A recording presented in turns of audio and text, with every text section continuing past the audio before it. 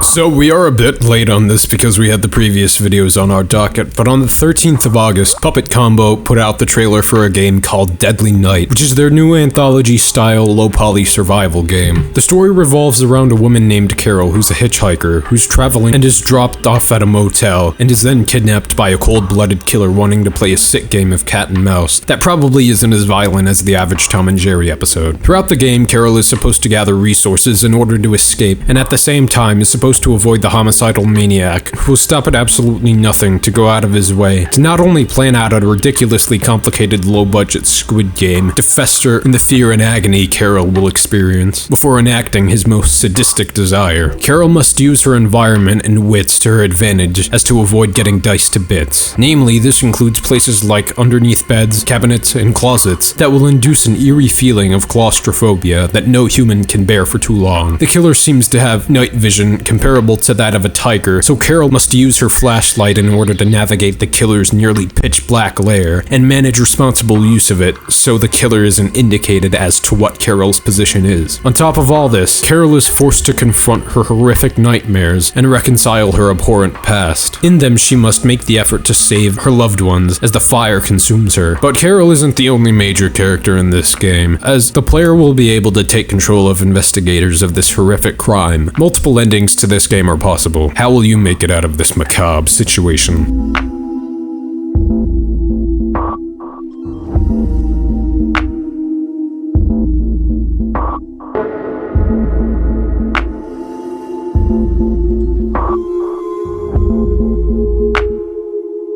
So this one seems pretty promising and really unique, because not only is it a sort of anthology-style game in which there's multiple levels or environments to get past, but there's also more than one character you can play as. And on top of this, we love games in which you can't just run from the adversary who's trying to get you, but one in which you can hide from the adversary who's trying to get you. It's like Ao Oni or the Outlast franchise or Amnesia because it builds up that sense of suspense and keeps you guessing, and we think that's the truly juicy part of horror games. For us, the real scary part of games like these is the build up to the jump scare in and of itself instead of the actual boo. And we've seen this in Puppet Combo games before, like Stay Out of the House and Nun Massacre, but the AI in those were too smart and always kept up with the player so fastidiously to where you could use it only once in a blue moon and have it work. But we're hoping once we play this, that the hiding mechanic will actually be easier and more usable. It's also going to be a pretty new experience to play different stages successfully and intertwined into one more cohesive narrative, rather than just having it be a purely anthological game like Nun Massacre with its several levels. But the only purely unique thing with this game is obviously switching protagonists, which we greatly look forward to once we play this game. Even now as we're typing the script, we don't know how the story unfolds or who the killer is, so we're still in a state of strong anticipation. Thanks for watching.